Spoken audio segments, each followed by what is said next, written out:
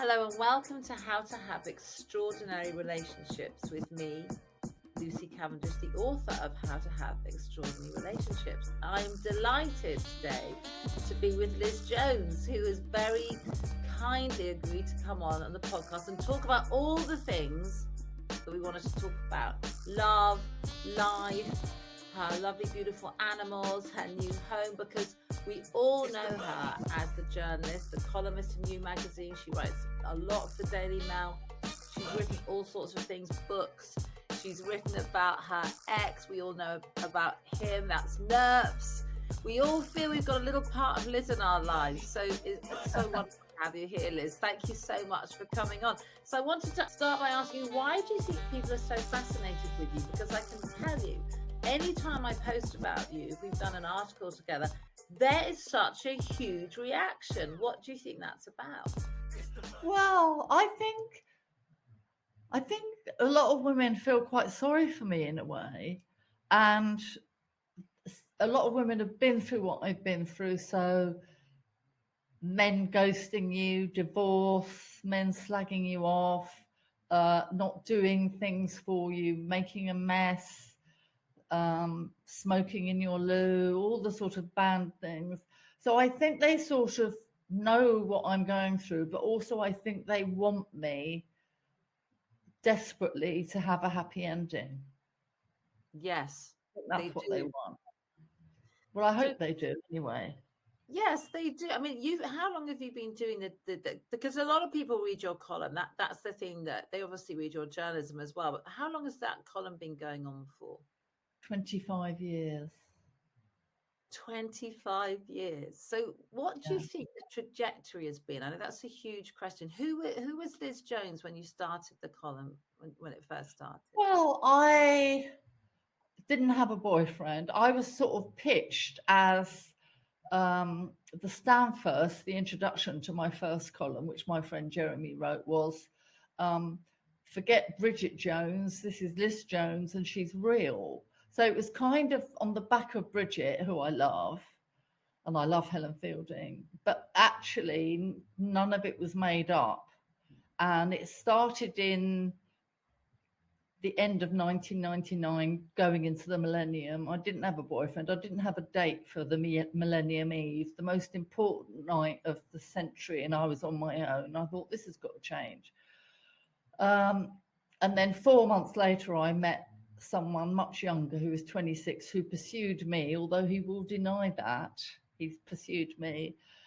We got engaged, we got married, and readers just sort of came along with us, really.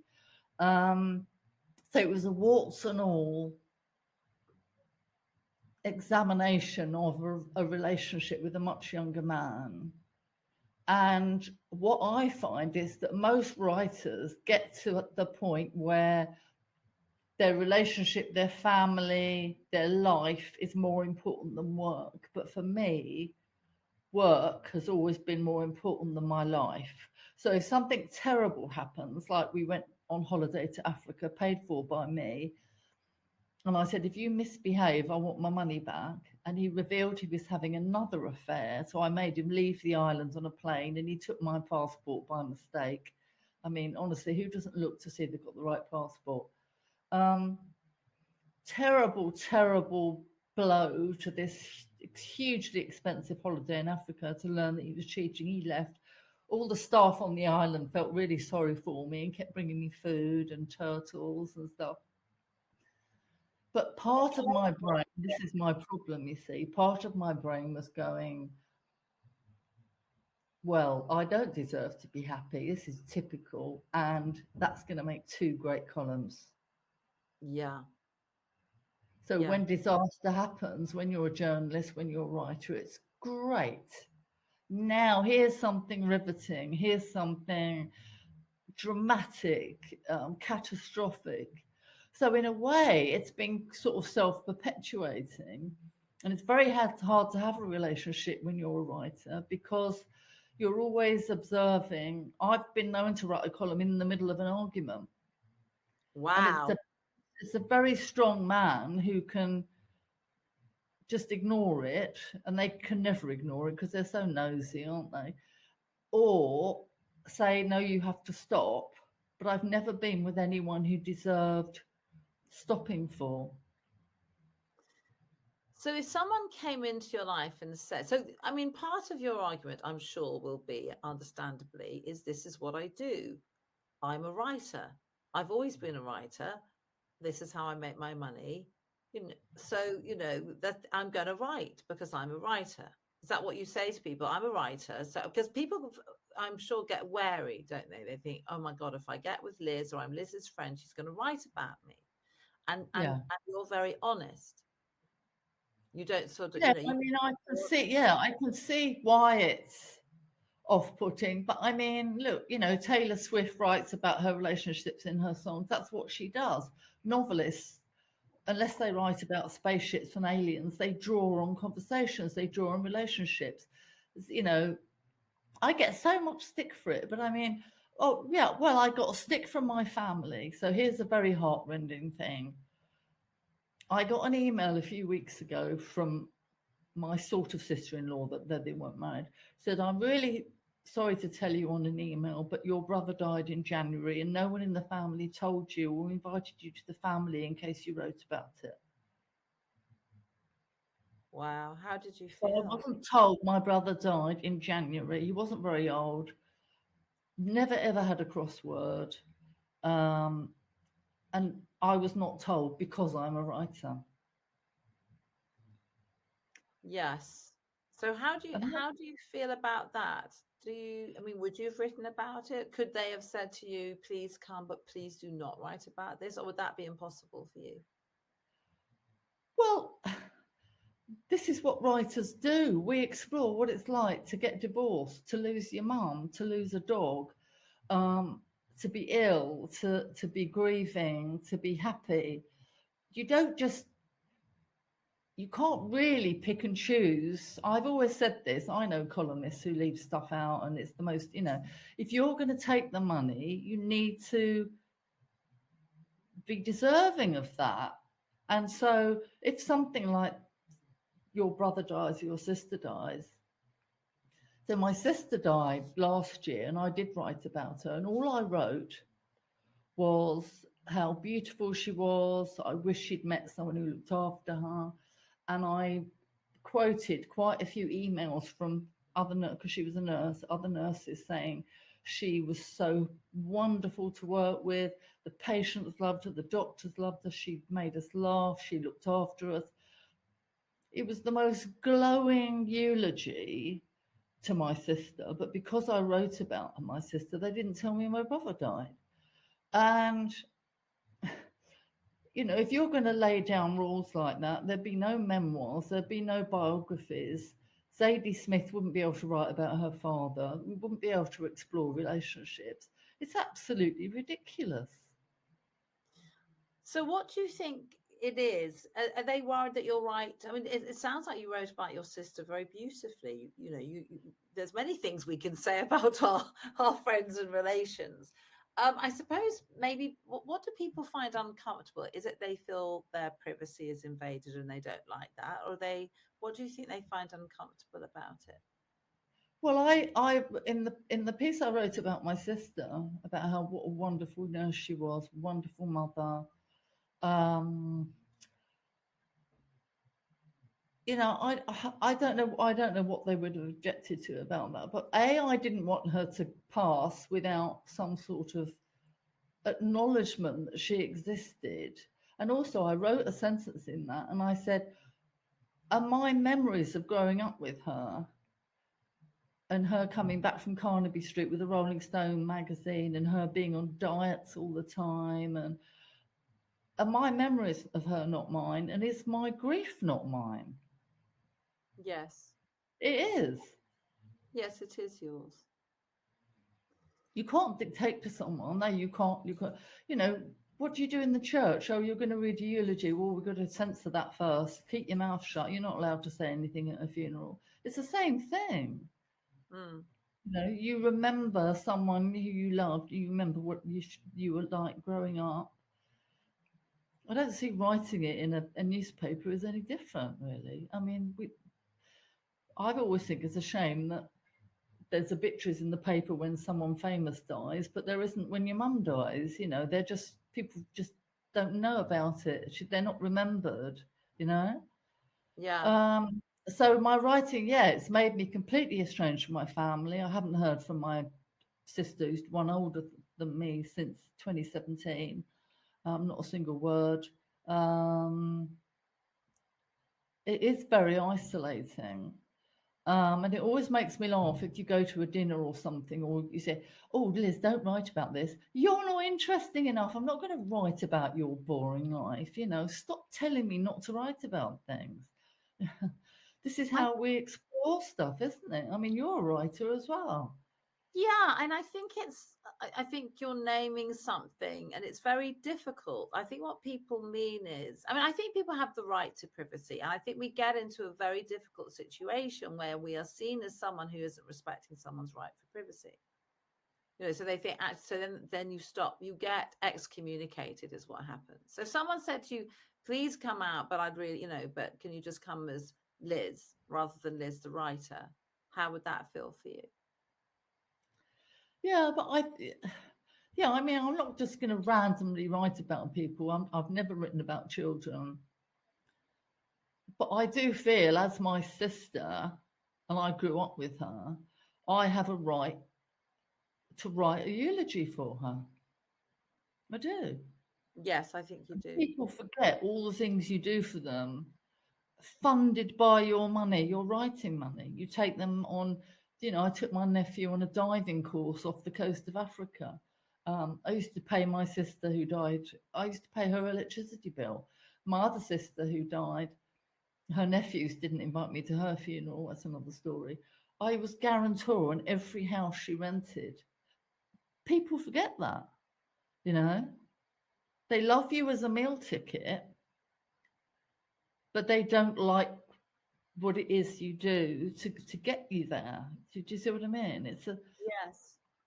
It's a tricky one because, yeah, I mean, my last boyfriend, David, he would first of all, he didn't want to subscribe because the mail suddenly got a paywall, and then he was subscribing, and he'd always bring it up, and he'd only ever bring up the negative stuff. He wouldn't say, "Oh, that piece on elephants in Africa was amazing." It was just myopic. What's she written about me? What's she written about me? But he didn't object to going on a freebie to Morocco or a freebie to the Plaza Athena in Paris, or there's and also there's more to me than just being a writer. I'm a person as well. And for my family to cut me off is that's very, very hurtful. Yes, it is very hurtful. So you're not just a writer. I mean, people know you, and people really know you because, and why do they know? They know you because you're very honest. That's, I think, why they feel they know you, because they know that you're writing you, warts and all, So I think Yeah. that's why people are so invested in you in the column, is because they do get that feeling that this is real. It's not made up, it's not saccharined over. And I'm Yeah. sure there's lots of stuff you don't put in, but it's real, isn't it? Yeah, I mean, I don't like reading writers who are just pompous, showing off, showing they're clever. It's mainly men who do this. You've got to have a little bit of humility. You've got to sometimes change your mind. You've got to admit you make mistakes, you know. But very often writers use the column, say in a newspaper, or it's like all these interior magazine pieces about my beautiful house. It's all nonsense. No one lives like that. Everything's perfect, and oh, we live between London and Oxford, and they don't talk about sitting on the motorway for 5 hours. Do you know what I mean? No one's life is like that. No, It's just right. it's just a complete. And so the reader's sitting at home thinking, why don't I live between London and Oxford? And why don't we have that house? They think it's true, but when you dig a bit deeper, it's not. But people they believe these celebrity interviews. I've never interviewed a film star who was happy. They're No, no. not. They're tortured.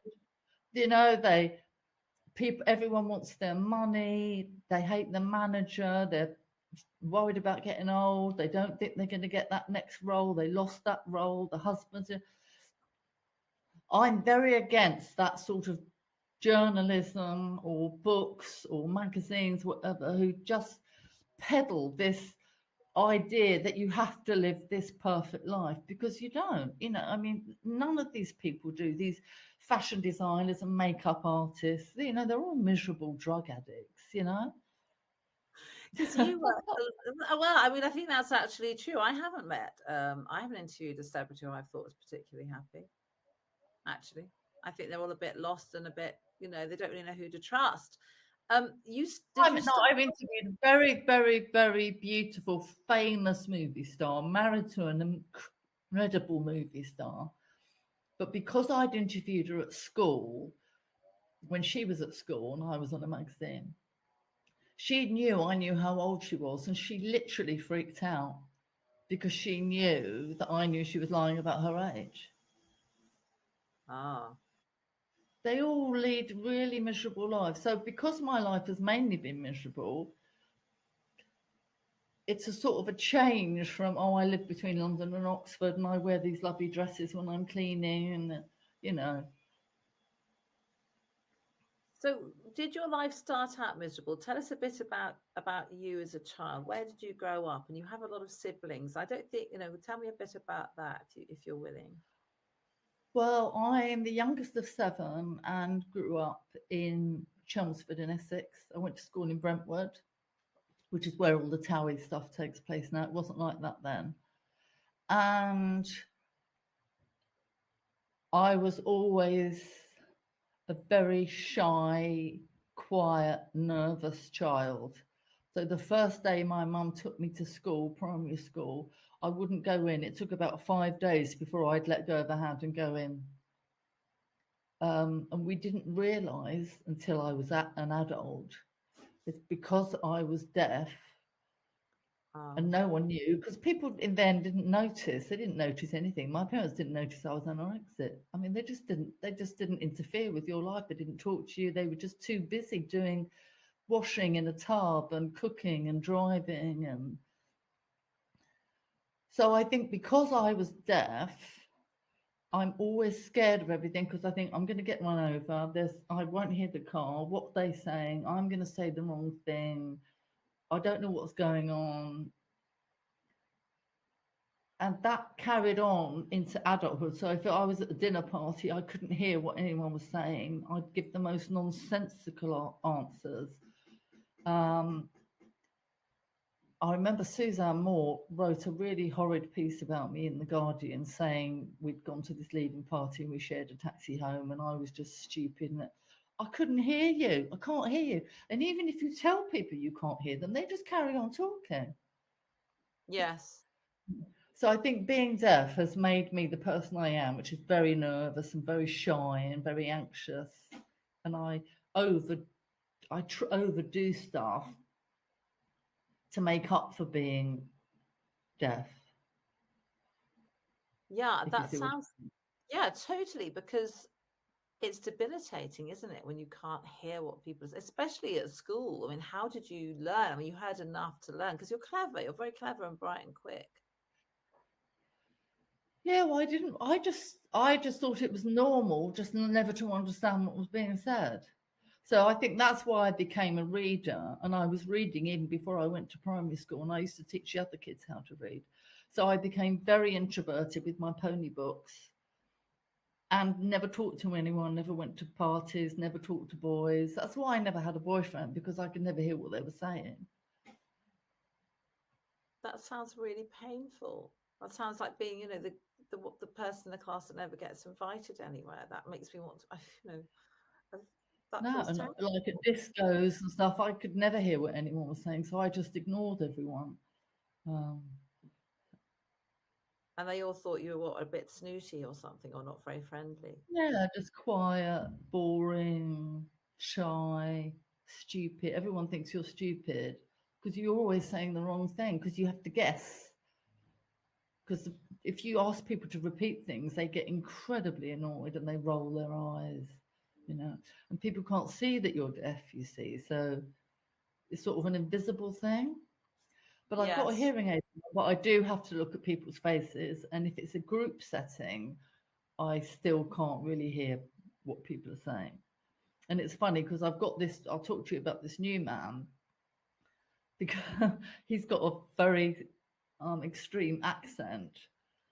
Oh. So most of the time I couldn't understand. And I said, I'm not very good with accents. He said, oh no, I noticed. But he just laughed about it. He didn't roll his eyes. He didn't get annoyed. And then he said, you don't have to hear me. You can just feel me. Oh my God. I love him. Ah. You and you've have you? I mean, because have have you told him that you find hearing difficult? Because you've just got to tell people, and I know it's Yeah. difficult. You've got to Said say, "I can't hear you." with an accent, I said, I'm just not good. I have to get used to how someone sounds. But it was funny because he was kissing my neck and makes my ears whistle. So he's kissing my neck and my hearing aids are going wee wee wee. So this man you've met, I know it. So tell me what. We want to know what happened with David. So bless David, but he. I remember you saying to me once, if David didn't do, so I was with someone and I would write about him and he would say, well, because I was doing a column, and then he'd say, why do you write this stuff about me? And I was saying, well, because because this is what you do. You don't have to do that. If you Yeah. behave properly, I wouldn't have to Yes, write that you like don't in a behave video, properly. if they're naughty, they're going to get a bad review. If they're really good and loving, they're going to get a good one. Yeah, so You I think don't make that's quite a bad simple, behavior. really, isn't it? Well, I think you were right because we obviously had all these sessions of you were trying to bring a man into my life. I And get had to let David go of out. David first. I had Yeah. to let go of him first to free up that space. And then I only felt ready. I didn't know I was doing it when I bought this house, and I've been doing it up and buying things on eBay, like I'm sort of nesting. And I'd only moved in a week, and this new man came and stayed here. But he only came and stayed here because I felt comfortable enough in my home to invite him. So I felt ready for someone to come into the new home. But if it had been a mess and I was still renting and stuff, I wouldn't have invited him. So things came together. Now, so you left school. So what did you do after school? Let's get a sense of, how were you with your 6 siblings? Could they hear you? Were you sort of part of a big pack, or were you left out? No, I was just at school. I just wanted to ride ponies at the weekend and read pony books. I did have one really good friend. And then I went to London to study media. I did media studies. And then I got a job on a magazine called Entertaining at Home. It's all about dinner parties. That I sounds like literally don't even like food. I don't know why I was there. And then I got a job on Company magazine, which was like a baby cosmopolitan. And then I went to the Evening Standard. yes. Then I went to Woman's Realm, and I was in charge of the knitting, and I can't knit. So all these women all over the country were like in these terrible tangles because I had no interest and I didn't check the pattern properly. And we once did a very famous Christmas cover at Woman's Realm, and it was how to knit a Christmas pudding. So it was a knitted Christmas pudding on the cover. And then it was the mid-80s, I joined the Sunday Times magazine, and I was there until I became editor of Marie Claire, which I think was 98, 99. So I was nearly there 18 years at the Sunday Times. And it was a glorious period of the Sunday Times. We spent so much money and we took so much care over every single word. So you would write a heading or a cover line. You take it to the art department. There were no computers. Everything was done with cow gum and scissors. And then they bring back your pages with marks on, and you'd have to take 2 characters out of that line. I want 2 more characters in that line. Take 2 characters, because it all had to look incredible. The Wow. time we used to take. But we, I worked with Snowden, Cartier-Bresson, Sebastian Salgado, Zoe Heller, Helen Fielding, Jay McInerney. I mean, we worked with the best people in the world with no computers, and what we produced was incredible. And it was such a learning curve. And I kept making mistakes. And I'd take my copy into the deputy editor, and he'd say, "It's good, Liz, but it's not poetry." So you'd have to go and do it again. And I was responsible for the first ever injunction stopping the Sunday Times magazine being published. Wow. And they What didn't. And they didn't sack me. They didn't What sack did you me. do? What did you do? Well, I was always working late because I didn't have a boyfriend. I didn't have a family. I was just always last in the office. And I was editing an interview by a very famous writer of the designer Ozzy Clark, Mm. who was later murdered. But that was my curse on him, you see, because I put curses on people. Ooh. And I'm editing this. Georgina Howell, I think, wrote in. It was an interview with Oh. Ozzy Clark. And I thought, I know what I'm going to do. I'm going to fax it to Ozzy Clark to check everything. And because he'd read the interview before it was published, he put an injunction on the Sunday Times magazine. And they were like, "Why did you fax him the interview? You never should do that. Why did you do that?" But it taught me never to do it again. Never show copy to anyone ahead of publishing. And I've kept to that. I'd never show David a column before it was published, because you just can't. That's not journalism. You can't let the subject dictate. Well, it was journalism. I'm sure some stars now get copy approval, but not in those days. But the Sunday Times, they taught you so much. How to write, photography, captions, everything was important. All without the internet, all without computers, although they did start introducing, and I ended up being able to produce a newspaper on a computer, like all by myself. So Zoe Heller would write her column in New York. She would walk to Kinko's, fax it from Kinko's. I'd get it in London, then I'd have to type it up to get it in the system. So although it was sort of slower and not as instantaneous as it is now, the quality was sky high. It really was. Yes. And you So left that's this. where you learn how to write. You learn how to edit. Yeah. And layout. Yeah. And then you went to Marie Claire.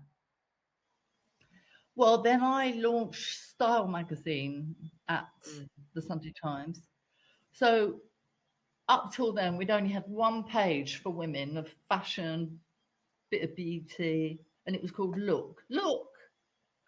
And then suddenly the editor, Andrew Neil, said, "Right, we're going to have 24-page supplement of fashion and style and beauty next week." So you go from one page to 24. So me and Jeremy were like, "What on earth are we going to put in it? What are we going to fill 24 pages with?" But you see, now that's all newspapers are. It's all life and style, Yeah. isn't it now? Yeah. It's all Yeah, fashion, it's absolutely. female.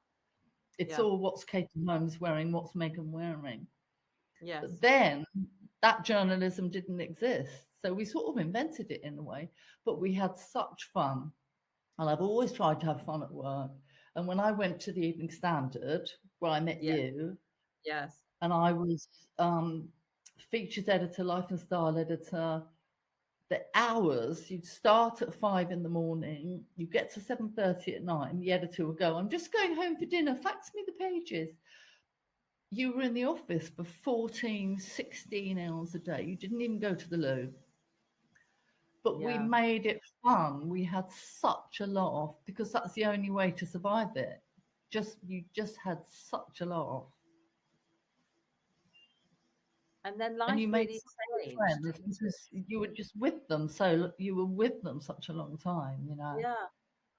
But life changed. You left London, your marriage ended. I know that's not quite in the right order. You know, you and NERPs have written about each other quite a lot. Do you feel you've come to the end of that, yourself and Nurple, your ex-husband? Oh yeah, I mean, I hadn't written about him for years, but then he started writing pieces in the Telegraph saying that I'm a racist because he's Indian. I don't know why I'd be a racist and married an Indian, and that I was a paedophile because he was 26 when we met. And I think really I was all he had to write about. Really, I was his only sort of purchase.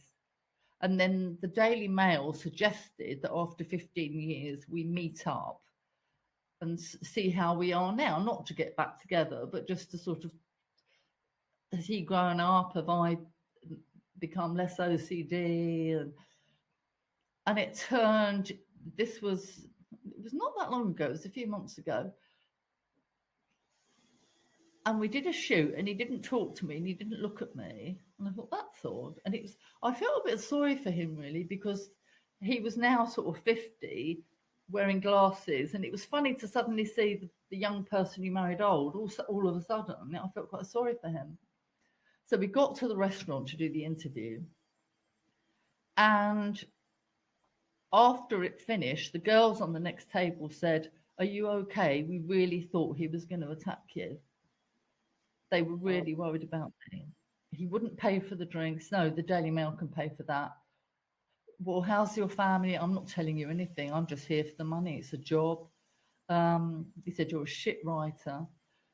So I was quite taken aback, really. He said the F word. I think my assistant transcribed the interview like 24 times in 12 minutes. So I said to him, "I think the reason you're so angry and bitter is because you realise you lost me.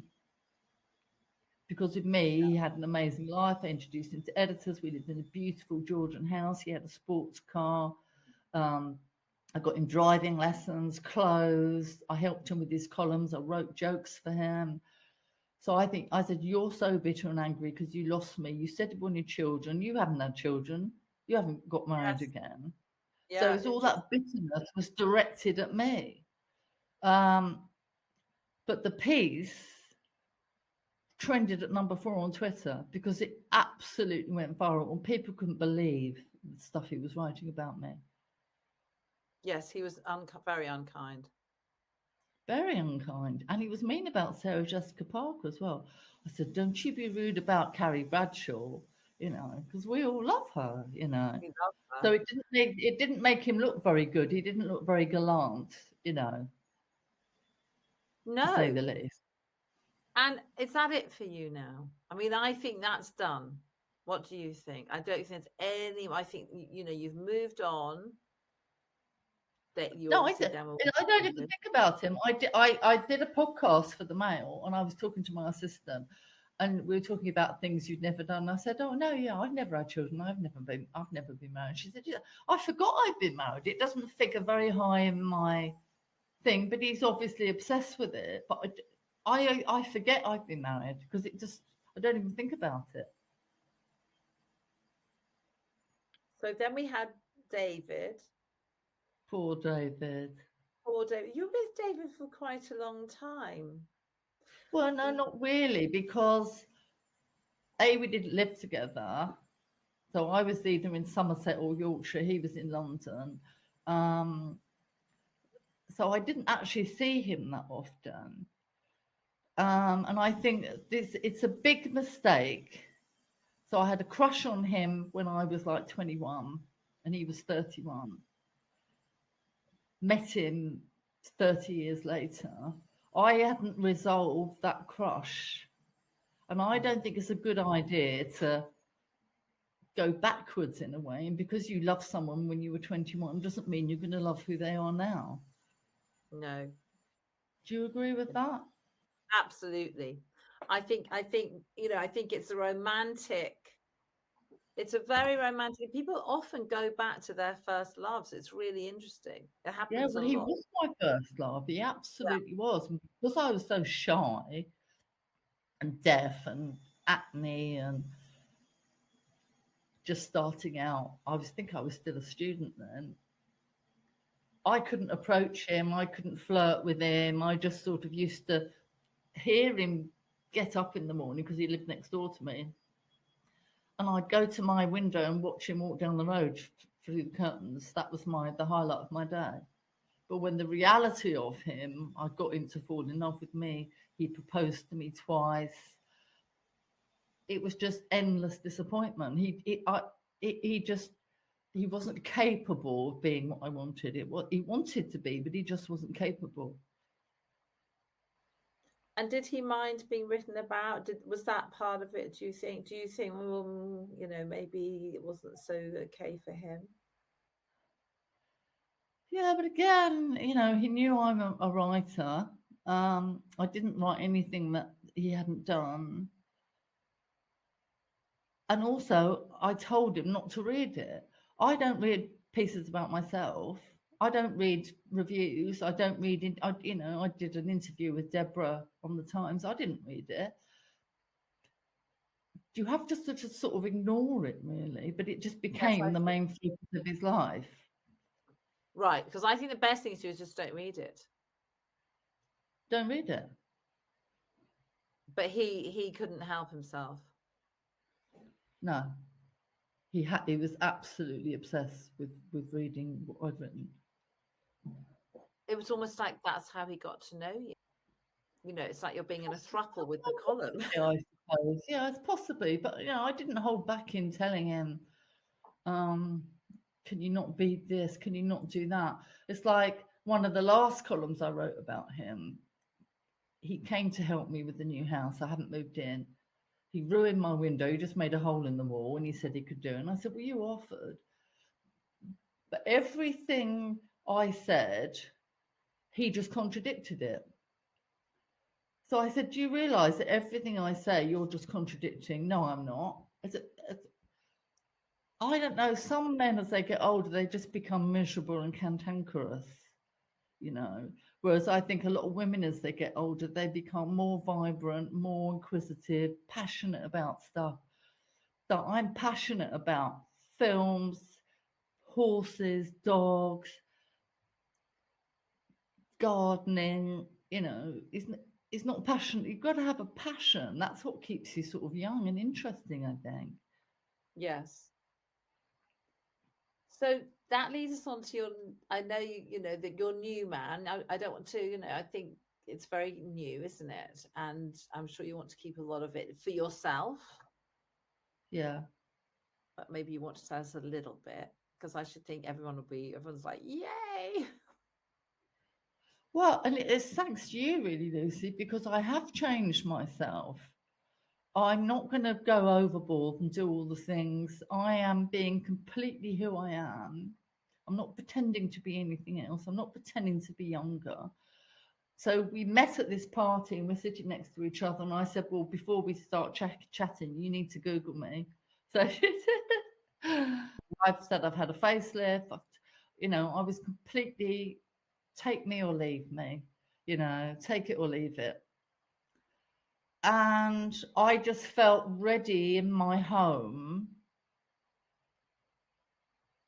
to accept someone into my life. I didn't feel ready before. And he's different to any man. I've only dated about 3. They all wanted something from me. They all moaned and grizzled. And he's just cheerful. He smiles all the time. He texts me all the time. He says, you could have any man you want, any man you want. You're beautiful. And I'm like, I've never had that before. My husband just went on about how old I was. Come on, old lady, or you're going to break your hip. He used to call me chubby. He called me chubby. Well, I've never had a man compliment me like that before. And you've written about your anorexia, so you've written a lot of stuff. Yeah, and just whatever he could use to be cruel, he would. Like if we're in Paris, because I'm vegan, my husband would say, I'm going to order foal stew. I'm going to order foal, which he knew would upset me. And then driving back from the south of France with David, villa I paid for, hotel I paid for, in my car, which you got a speeding ticket on, get to this restaurant. He says, "Oh, I'm going to have foie gras." Why do they try and wind you up? I don't need winding up. No. Well, It's that's a just big question. it's deliberate, isn't it? It's deliberate. Well, because he's angry with you, potentially. Anyway, that's a different, that's well, I mean, he's angry with you, isn't he? He's obsessed with it. He reads a column and he's angry with you. And instead of saying I'm angry with you, they do things that to irk you. I'm deliberate. I Yeah, mean, I'm going to eat a foal in front of you, which is actually disgusting. Sorry. I'm yeah. with you. Yeah, I mean, it's to wind you up and make you angry and make you cross. But I'm wondering if part of you is like, oh, there's a column. Well, I think I probably did write about that. He was saying, "Oh, I'm going to have foie gras." So I said, "Well, I'm not paying for it." It's very difficult, but you make a decision. You're either going to be a writer who doesn't just say, "Oh, I've got a house in Oxford and a flat in London, and I just flip between the two." You know, if you're not going to talk about, I've talked about how I hate my body and my face, and I have panic attacks and I can't breathe. I can't look in the mirror. I've never looked at a photograph of myself in the paper. I always put my hand over it.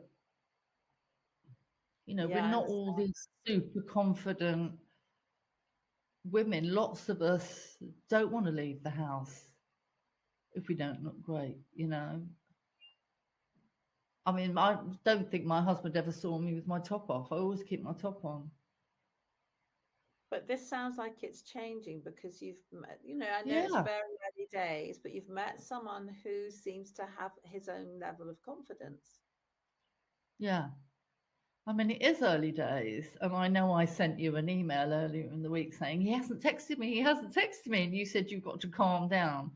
You sometimes you have to sort of accept, yes, this is nice. I'm going to enjoy it. I'm not going to become obsessive, and I'm not going to be doom laden and everything. So I haven't. You said, well, maybe say to him, look, I'd like more text or whatever, and I haven't done that because it's still very very early, and I don't want him to think I'm mad. Um, so I am sort of.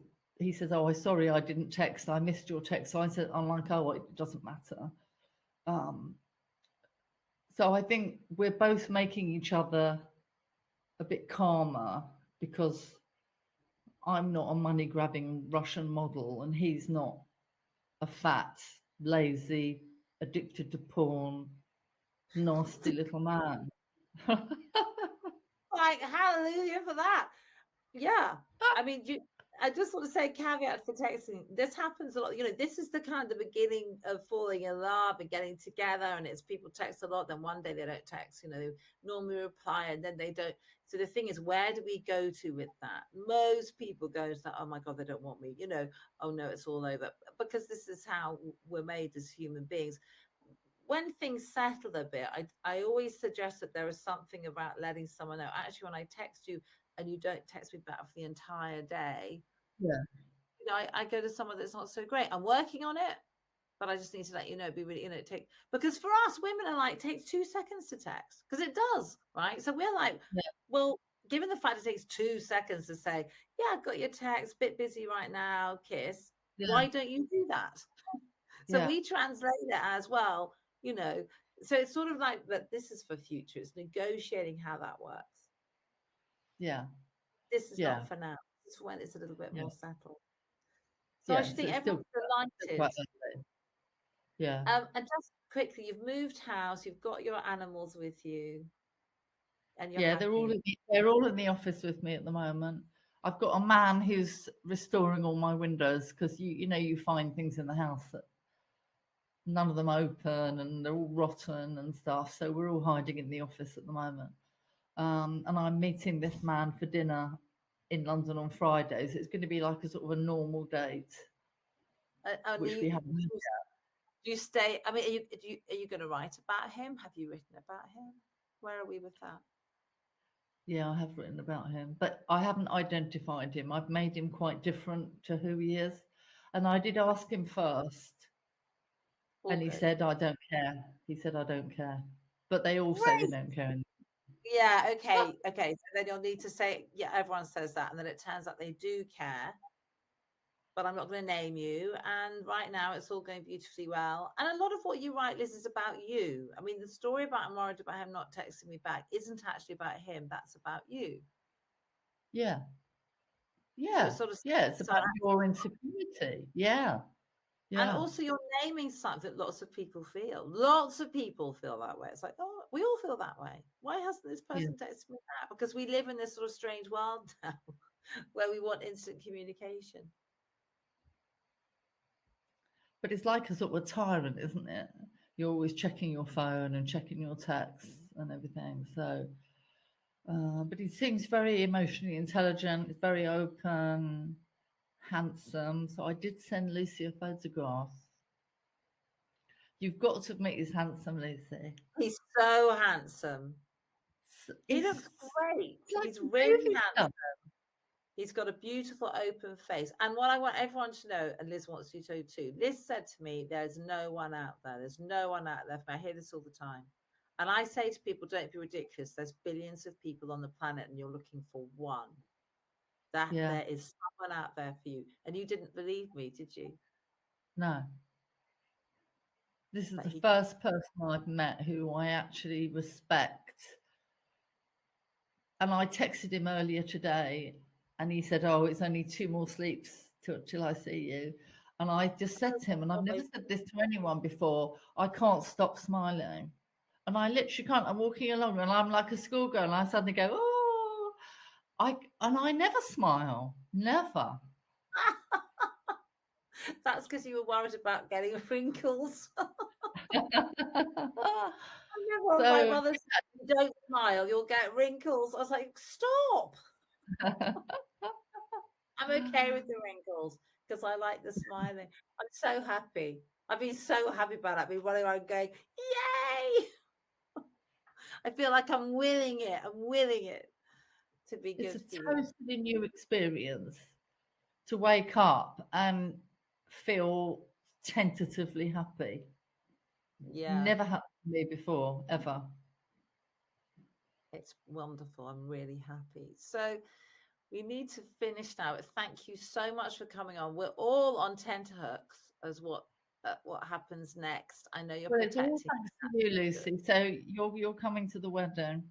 I'm so coming to the wedding. I'm getting my hats ready because I've got a few clients. I think I've got a few clients who have really met people, and I'm definitely going to be getting a few hats. So it's really exciting. Thank you. Thank you Well, so thank much. you made me go to that party because you said you've got to accept invitations, and I wouldn't have gone otherwise. Yeah. No one's going to come knocking on your door unless it's the farrier, No. which might work. But we want to meet someone. We've got to get out of it. We've got to get out. We've got to go to things. Yeah. We've got to talk to Yeah. people. We've got to kind of tolerate. Sometimes you meet some people. You're like, "Why am I here? I'm so bored." But then you just sort of. Everyone's got something, one thing that's interesting about them. So we've just got to do it. Yeah. Great. Thank you for inviting me. Thank you for coming.